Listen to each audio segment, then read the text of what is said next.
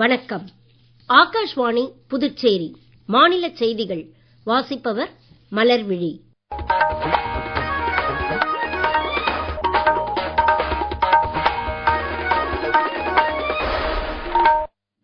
தலைப்புச் செய்திகள்.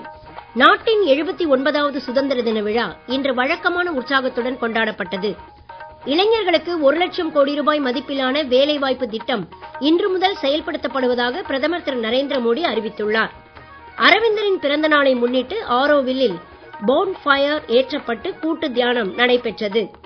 புதுச்சேரி கடலூர் தேசிய நெடுஞ்சாலையை மேம்படுத்த ஒப்புதல் பெறப்பட்டுள்ளதாக முதலமைச்சர் திரு ரங்கசாமி தமது சுதந்திர தின உரையில் தெரிவித்துள்ளார். இனி விரிவான செய்திகள். நாட்டின் 79வது சுதந்திர தின விழா இன்று வழக்கமான உற்சாகத்துடன் கொண்டாடப்பட்டது.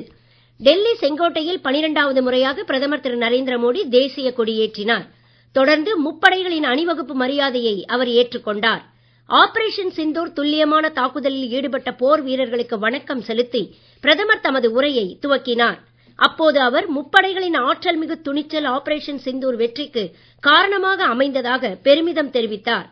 மேலும் அவர் கூறுகையில், அணுசக்தி அச்சுறுத்தலை இந்தியா சகித்துக் கொள்ளாது என தெரிவித்த அவர், அடுத்த 10 ஆண்டுகளுக்குள் சக்தி வாய்ந்த ஆயுதங்களை உருவாக்கும் விதத்தில் சுதர்ஷன் சக்ரா என்ற இயக்கம் தொடங்கப்படும் என அறிவித்தார். அடுத்த 10 ஆண்டுகளில் நம் நாட்டில் பாதுகாப்பு வலுப்படுத்தப்பட்டு நவீனமாக்கப்படும் என்றும் அவர் கூறினார். வளர்ச்சியடைந்த பாரதத்தின் முக்கிய அம்சமாக சுயசார்பு பாரதம் திகழ்வதாக தெரிவித்த அவர், இந்த சுதந்திர தினத்தன்று 1 லட்சம் கோடி மதிப்பிலான வளர்ச்சியடைந்த இந்தியாவிற்கான வேலைவாய்ப்பு திட்டம் இன்று முதல் செயல்படுத்தப்படுவதையும் சுட்டிக்காட்டினார். இதன் மூலம் தனியார் துறையில் புதிதாக வேலையில் சேரும் இளைஞர்கள் மாதந்தோறும் 15,000 ரூபாய் பெறுவார்கள் என்றும், இத்திட்டத்தின் கீழ் 3 கோடி இளைஞர்கள் பயன்பெறுவார்கள் என்றும் குறிப்பிட்டார். செமிகண்டக்டர் துறை இந்த ஆண்டு இறுதிக்குள் இந்தியாவில் தயாரிப்போம் திட்டத்தின் கீழ் சிறப்பான முன்னேற்றம் அடையும் என்றும், இதன் மூலம் புதிய தகடுகள் உருவாக்கப்படுவதோடு செயற்கை நுண்ணறிவு, சைபர் பாதுகாப்பு உள்ளிட்ட துறைகளில் முன்னேற்றம் அடையும் என்றும் எடுத்துரைத்தார். விவசாயிகளின் நலன்களில் அரசு ஒருபோதும் சமரசம் செய்து கொள்ளாது என தெரிவித்த பிரதமர்,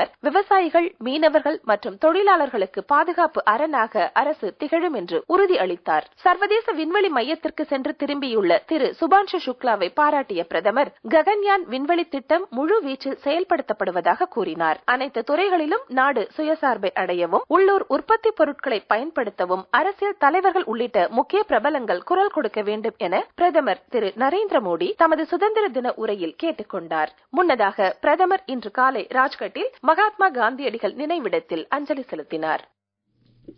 மகான் ஸ்ரீ அரவிந்தரின் பிறந்த நாளை முன்னிட்டு பிரதமர் திரு நரேந்திர மோடி, மத்திய உள்துறை அமைச்சர் திரு அமித்ஷா ஆகியோர் புகழஞ்சலி செலுத்தினர். பிரதமர் திரு நரேந்திர மோடி தனது சமூக ஊடக பதிவில், ஸ்ரீ அரவிந்தரின் தத்துவம், ஆன்மீகம் மற்றும் தேசப்பற்று ஆகியவை நாட்டு மக்களுக்கு உத்வேகம் அளிப்பதாகவும், அவரது எண்ணங்கள் குடிமக்களின் திறனை உணர்த்தி வலுவான இந்தியாவை உருவாக்க தூண்டும் என தாம் நம்புவதாகவும் தெரிவித்துள்ளார். புதுச்சேரியை அடுத்த சர்வதேச நகரமான ஆரோவில்லில் அரவிந்தரின் பிறந்த நாளை முன்னிட்டு அன்னையின் இல்லம் என அழைக்கப்படும் மாத்ரு மந்திர் அருகில் இன்று காலை பான் ஃபயர் தியான நிகழ்ச்சி நடைபெற்றது. இதில் வெளிநாட்டினர் மற்றும் சுற்றுலா பயணிகள் உட்பட ஏராளமானோர் கலந்து கொண்டு தியானத்தில் ஈடுபட்டனர். ஆரோவில் உதய தினம் மற்றும் அரவிந்தர் பிறந்த தினத்தில் மட்டுமே பான் ஃபயர் நிகழ்ச்சி நடைபெறுவது குறிப்பிடத்தக்கது. புதுச்சேரியில் உள்ள அரவிந்தர் ஆசிரமத்தில் அரவிந்தர் பயன்படுத்திய அறை பொதுமக்கள் தரிசனத்திற்காக இன்று திறக்கப்பட்டது. உத்தரகாண்ட் மற்றும் இமாச்சல பிரதேசத்தை தொடர்ந்து ஜம்மு காஷ்மீரில் மேக வெடிப்பால் ஏற்பட்ட திடீர் வெள்ளப்பெருக்கில் சிக்கி 45 பேர் பரிதாபமாக உயிரிழந்த நிலையில் மீட்புப் பணிகள் தீவிரமாக நடைபெற்று வருகிறது. இதுவரை 120க்கும் மேற்பட்டோர் மீட்கப்பட்டுள்ளனர். இவர்களில் 38 பேரின் நிலைமை கவலைக்கிடமாக இருப்பதாக கூறப்படுகிறது. ஏராளமானோர் காணவில்லை என்றும், இடிபாடுகள் மற்றும் சேற்றில் பலர் சிக்கியிருக்கலாம் எனவும் நம்பப்படுவதால் பலி எண்ணிக்கை அதிகரிக்கக்கூடும் என தெரிகிறது. இச்சம்பவம் குறித்து குடியரசுத் தலைவர், பிரதமர், மத்திய அமைச்சர்கள், அம்மாநில முதலமைச்சர் ஆகியோர் இரங்கல் தெரிவித்துள்ளனர். நிலைமையை சமாளிக்க சண்டிகரில் இருந்து மருத்துவ நிபுணர்கள் மற்றும் அறுவை சிகிச்சை நிபுணர்கள் அடங்கிய சிறப்பு குழு ஜம்முவிற்கு விரைந்துள்ளது. புதுச்சேரி வீராம்பட்டினத்தில் உள்ள பிரசித்தி பெற்ற செங்கழு நீரம்மன் ஆலயத்தில் ஆடித் திருவிழாவை முன்னிட்டு நடைபெற்ற திருத்தேர் விழாவில் துணைநிலை ஆளுநர் திரு கைலாஷ்நாதன், முதலமைச்சர் திரு ரங்கசாமி ஆகியோர் கலந்து கொண்டு தேரினை வடம் பிடித்து இழுத்து தொடக்கி வைத்தனர். இதில் சபாநாயகர் திரு செல்வம், துணை சபாநாயகர் திரு ராஜவேலு, சட்டமன்ற உறுப்பினர் திரு பாஸ்கர் என்கிற தட்சிணாமூர்த்தி உள்ளிட்ட முக்கிய பிரமுகர்கள் கலந்து கொண்டனர். புதுச்சேரி, கடலூர், விழுப்புரம் உள்ளிட்ட பல பகுதிகளில் இருந்தும் ஏராளமான பக்தர்கள் தேர் திருவிழாவில் கலந்து கொண்டு சாமி தரிசனம் செய்தனர். பிரெஞ்சு ஆட்சி காலம் முதலே ஆளுநர் தேரை வடம் பிடித்து இழுத்து தேரோட்டத்தை தொடங்கி வைப்பது இந்த தேர் திருவிழாவின் வழக்கம் என்பது குறிப்பிடத்தக்கது. நீங்கள் கேட்டுக்கொண்டிருப்பது மாநில செய்திகள். ஆகாஷ்வாணி செய்திகளை நேயர்கள் உடனுக்குடன் தெரிந்து கொள்ள எமது புதுச்சேரி மண்டல செய்திப் பிரிவின் சமூக ஊடகங்களான @airnews_புதுவை என்ற எக்ஸ் பக்கத்தையும், all India radio news Puducherry என்ற Facebook பக்கத்தையும், @RNU புதுச்சேரி என்ற யூடியூப் சேனலையும் அணுகலாம். செய்திகள் தொடர்கின்றன. புதுச்சேரியிலும் நாட்டின் 79வது சுதந்திர தின விழா சிறப்பாக கொண்டாடப்பட்டது. கடற்கரை சாலையில் நடைபெற்ற விழாவில் முதலமைச்சர் திரு ரங்கசாமி தேசிய கொடியை ஏற்றி வைத்து காவல்துறையினரின் அணிவகுப்பு மரியாதையை ஏற்றுக்கொண்டார்.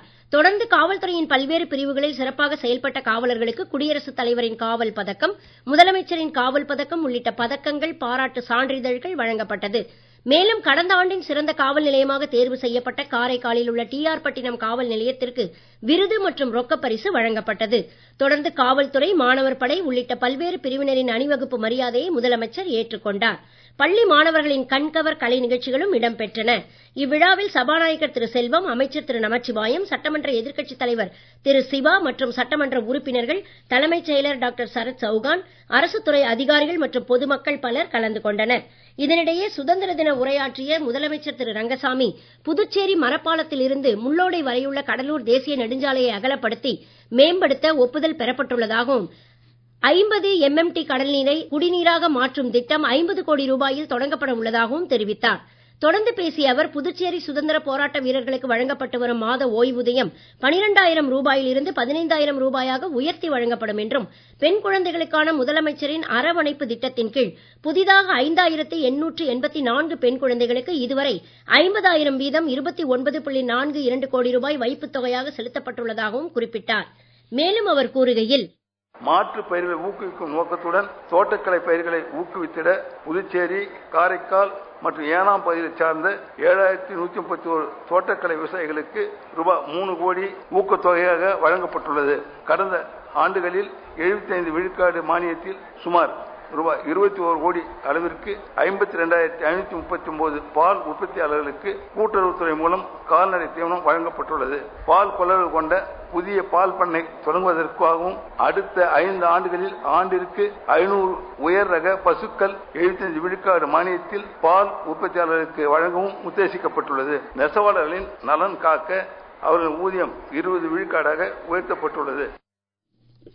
புதுச்சேரி பிராந்தியமான ஏனாமில் GMC பாலயோகி மைதானத்தில் நடைபெற்ற சுதந்திர தின விழா நிகழ்ச்சியில் பொதுப்பணித்துறை அமைச்சர் திரு லட்சுமி நாராயணன் கலந்து கொண்டு தேசிய கொடியை ஏற்றி வைத்தார்.